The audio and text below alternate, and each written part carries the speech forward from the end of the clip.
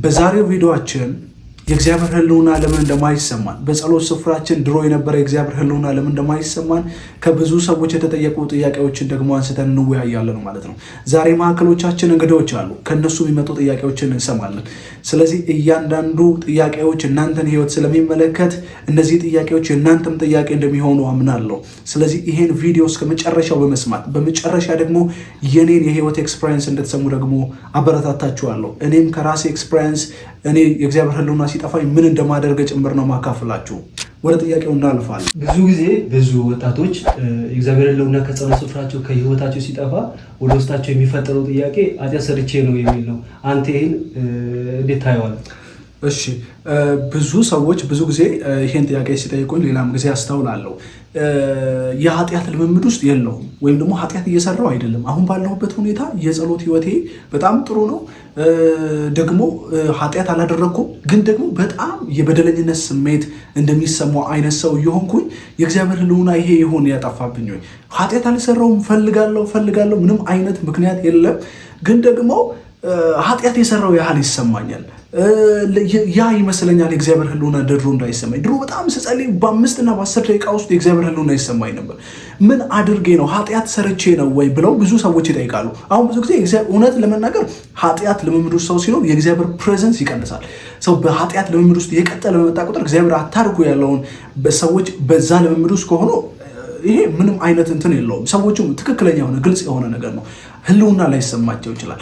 ግን ብዙ ሰዎች ይሄን ጥያቄ ጠይቁኛል። ኃጢአት እየሰራው አይደለም እኮ፣ ምንም አይነት ክፉ ነገር እያደረጉ አይደለም፣ ከማንም ጋር አልተጋጨውም፣ በጣም ሰላም የሆነ ነገር እያሳለፍኩ ነው። ግን ደግሞ ድሮ ስጸልይ የነበረው ህልውና አሁን እንደ ልጅነቴ ማልቀስ ትቻለሁ፣ እንደ ልጅነቴ እግዚአብሔር ህልውና አይሰማኝ። ለምንድን ነው ማይሰማኝ ብለው ኃጢአት ስላደረግኩ ነው ብለው ደግሞ ይጠይቁኛል። ስለዚህ ይሄ ጥያቄ መጨረሻ ላይ ነው የምመልሰው። አሁን ይሄ ጥያቄ ኃጢአት ስለሰራችሁ አይደለም፣ ኃጢአት ስለሰራችሁ አይደለም። አሁን ይሄ ነው ትልቁ ነገር። የእግዚአብሔር ህልውና የሚያጠፋ ኃጢአት ያጠፋል፣ በትክክል ያጠፋል። መንፈሳዊ ልምምዳችሁ ላይ ያለውን ነገር ይቀንሳል፣ በደንብ ይቀንሳል። ኢሚዲየትሊ ብዙ ነገሮቻችሁን ሳታውቋቸው እየገፈፈ ያወድቃል ኃጢአት ልምምድ። ግን ደግሞ ኃጢአት ሳትሰሩ የኃጢአተኝነት ስሜት ውስጥ ገቡና ወይ ኃጢአት ስለሰራው ነው መንፈሳዊ ነገር እንደዚህ የሆነው አይነት ምክንያቶችን ሰማለሁ ከብዙ ሰው። ኃጢአት ስለሰራችሁ አይደለም፣ እሱን መጨረሻ ላይ ነው የምነግራችሁ። እንዲህ አይነት ስሜት ከተሰማችሁ ግን ልክ ነው፣ ትክክለኛ ስሜት ነው የተሰማችሁ። ይሄ ስሜት ልክ ነው። የእግዚአብሔር ህልውና ሲጠፋ አንዱ ወደ ህይወታችሁ የሚመጣው ጥያቄ ስለሆነ ማለት ነው። እሱን አጠቃላይ መጨረሻ ላይ የሚመለስ ይሆናል ማለት ነው። ጥያቄዎቹን እንስማ። ሁለተኛው ጥያቄ ደግሞ አጋንንት የእግዚአብሔር ህልውና ወደኛ ህይወት እንዳይመጣ የመዝጋት አቅም አለው? ይሄ ሊትራሊ የእግዚአብሔርን ህልውና የማጥፋት ወይም ደግሞ የመከልከል ሙሉ ለሙሉ አቅም የለውም። ግን ደግሞ ምን አይነት ነገር አለ ካላችሁን፣ መንፈሳዊው ዓለም ወይም ደግሞ የጨለማው ዓለም የዚህ ዓለም ገዢ አይደለ? ልክ ስፔሻሊ ጸሎት የጀመራችሁባቸው ምናልባት 5 እና 10 ደቂቃዎች የዚህኛው አትሞስፌር ላይ ስለምትሆኑ የከተማው መንግስት ወይም የከተማው አለቃ መንፈስ ሊቋቋማችሁ ይችላል። መጽሐፍ ቅዱስ ሲናገር የዳንኤልም የፋርስ አለቃ መንፈስ ተቋቋመኝ ይላል።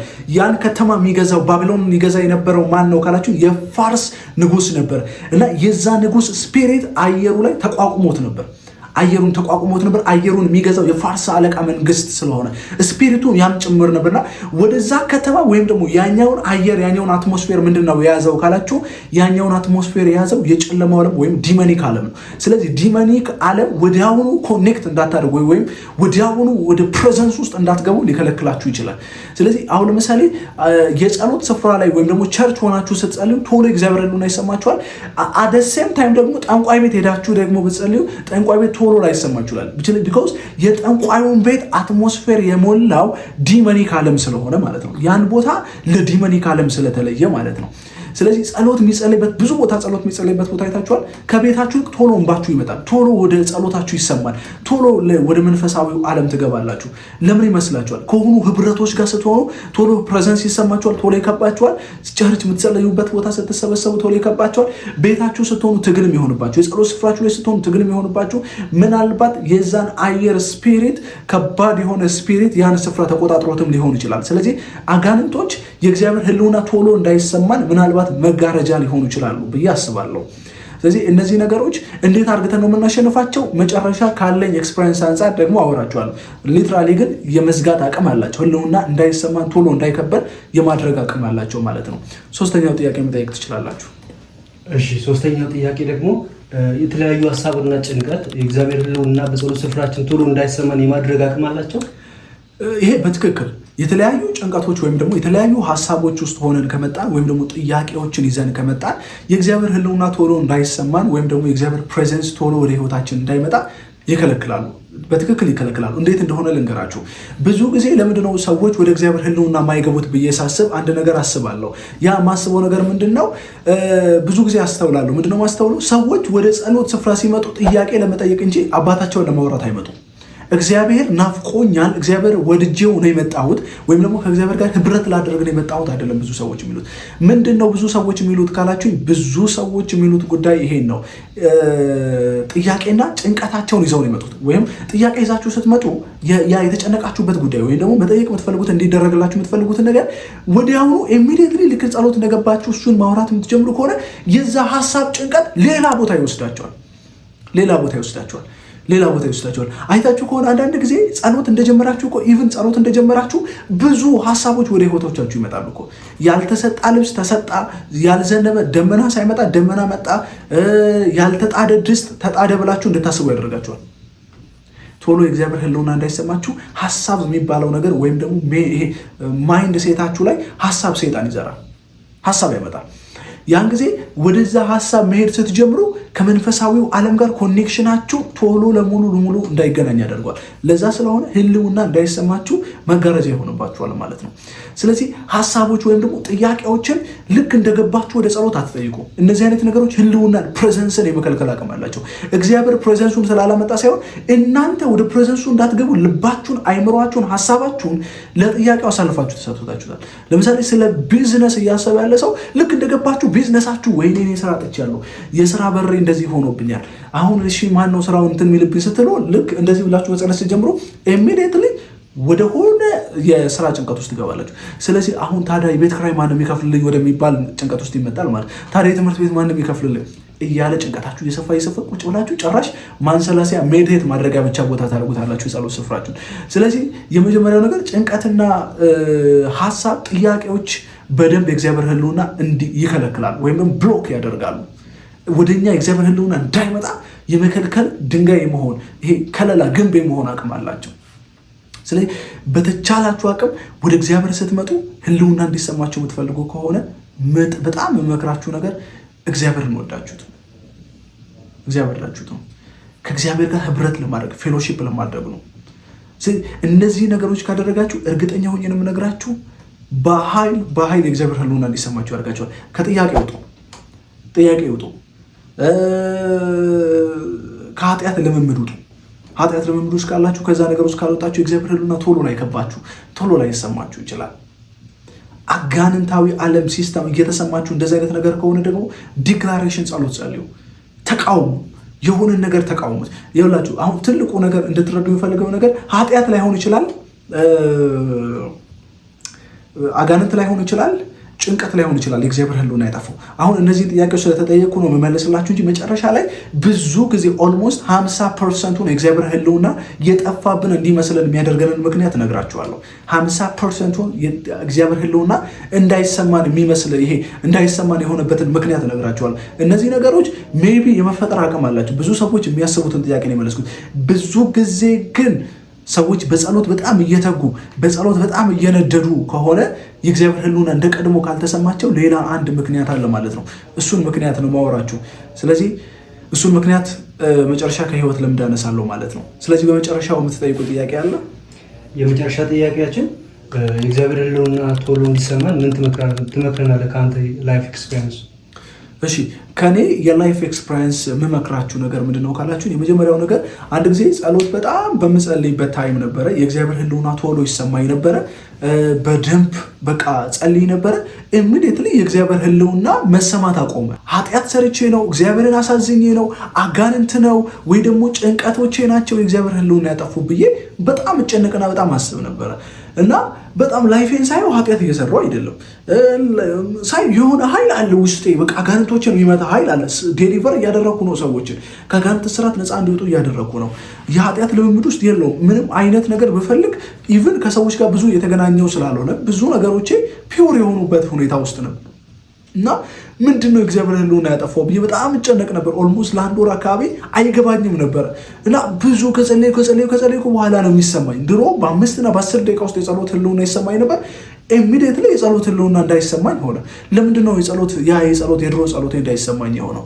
ለምንድነው እግዚአብሔር ህልውና ውስጥ ቶሎ መግባት የከበደኝ ብዬ አሰብኩኝ። እና እነዚህ ነገሮች ማሰብ ሲጀምር እግዚአብሔር አንድ ነገር አስተማረኝ። ምንድነው ያስተማረኝ ነገር መካከል ምንድነው? ስፒሪቹዋል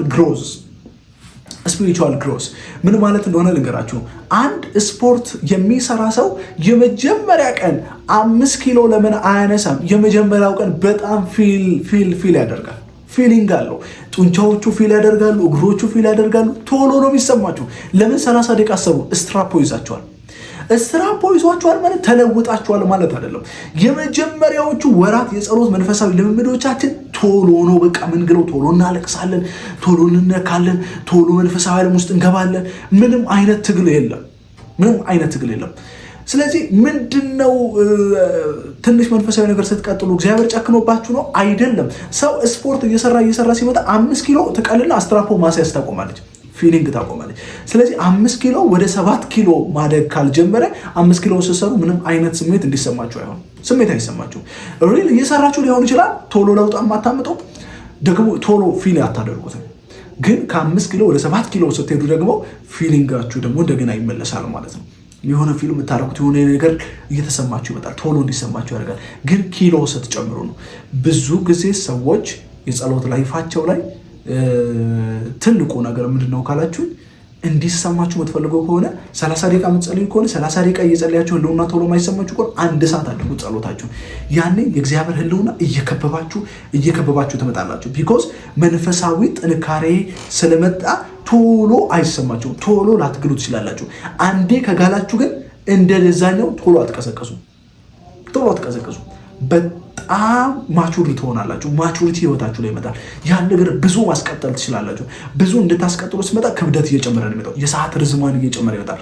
1 ሰዓት የሚጸልየውን 2 ሰዓት እንድትጸልዩ ያደርጋችኋል ማለት ነው። ስለዚህ በዚህ ያላችሁ ሁላችሁ ደግሞ ሳወራችሁ ይህን ጉዳይ በደንብ እንድትሰሙ የሚፈልገው ነገር ምንድነው ካላችሁ ይሄን ዩቲዩብ የምትመለከቱ ቶሎ ህልውና ላይ ይሰማችሁ ይችላል። ስፔሻሊ ደግሞ ጸሎታችሁ ጥሩ የሆነ ሲመጣ ስፒሪታችሁ እያደገ ስለሚመጣ ለሌት ላይ በ3 እና በ4 ደቂቃ ህልውና የሚሰማችሁ ምናልባት ከ20 ደቂቃ ከ30 ደቂቃ በኋላ ሊሆን ይችላል ህልውና የሚሰማችሁ። ስለዚህ ብዙዎቻችሁ ኃጢአት ሰርቼ ነው አጋንንት እየተዋጋኝ ነው ምናምን ብላችሁ የምታስቡት ምክንያት ፎልስ ነው። ሰዓት ጨምሩ። የጸሎት ሰዓታችሁን ጨምሩ። ድሮ እግዚአብሔር የምትፈልጉበትን ሰዓት ጨምሩ። ድሮ ከእግዚአብሔር ጋር ህብረት የምታደርጉበትን ሰዓት ጨምሩ። ያኔ የእግዚአብሔር ህልውና እየከበባችሁ ይመጣል ማለት ነው። እኒህ ነገሮች ካደረጋችሁ እግዚአብሔር ምስክሬ ነው የምላችሁ የጸሎት ህይወታችሁ ላይ የእግዚአብሔርን ህልውናና የእግዚአብሔርን ክብር በይበልጥ ማጣጣም ትችላላችሁ ማለት ነው። እኒህ ነገሮች ካደረጋችሁ እርግጠኛ ነው የምነግራችሁ ህይወታችሁ ላይ የማታውቁትን ብሌሲንግ ህይወታችሁ ላይ የማታውቁትን ፕሬዘንስ ህይወታችሁ ላይ መለማመድ ትጀምራላችሁ ማለት ነው። እነዚህ ነገሮች ከነዛ ነገር በላይ እነዛ ጥያቄዎች ከማጥፋት በላይ ሌላው ያጠፋል። ሌላው መመክራችሁ ነገር ምንድነው ካላችሁኝ ወደ ጸሎት ስትገቡ ወደ ህልውና ስትገቡ ጥያቄ ቶሎ አጠይቁት። ጌታ ሆይ ወድጄህን የመጣሁት በሉት። ህልውና እንዳይሰማችሁ ጸሎት ላይ ህልውና እንዳይሰማችሁ የሚያደርገው ነገር ጥያቄ ብቻ አትደርድሩ። ይሄን ደግሞ በሌላ ቶፒክ ረጅም ሰዓት መጸለይ እንዴት መቻል እንደምንችል እሱም በሌላ ቶፒክ አስተምራችኋለሁ። ይሄ ቪዲዮ እንዳይረዝም በዚህ ልጨርስ። የእግዚአብሔር ህልውና እንዲሰማችሁ ትልቁ ምክንያት ወይም እግዚአብሔር ቁልፍ ብሎ የሰጠኝ ነገር ይሄ ነው። ቆዩ ጸሎት ላይ ቆይቼ እግዚአብሔርን ደጅ ጠናው እሱም ዘንበል አለልኛል። ብዙዎቻችን ፈጣን ነገር ነው የምንፈልገው። ፈጣን ይሄ አይታችኋል። ፈጣን ይሄ ብሬክፋስት የሚሰሩ ሰዎች ፈጣን ቁርስ ምናምን የሚሰሩ ሰዎች አይታችኋል። ብዙ ሀበሻ የሚወደው እንደዚህ አይነት ነገር ነው። ፈጣን የሆነ ፍጥንጥን ያለ ነገር። ግን እርግጠኛ ሆኜ የምነግራችሁ የቆያችሁበትን ነገር ትመስሉታላችሁ። የቆያችሁበት ነገር እናንተን እየወረሰና እየከበበ ይመጣል። ስለዚህ መንፈሳዊ ግሮዝ ትልቅ የሆነ መንፈሳዊ ዓለም ህልውና እንዲመጣ የሚያደርግ አቅም አለው። ስለዚህ እነዚህ ነገሮች ላይ ፎከስ ካደረጋችሁ የእግዚአብሔር ህልውና በደንብ ይመጣል። አጋንንት ፕሬዘንስ ከተሰማችሁ ግን ጸልዩ።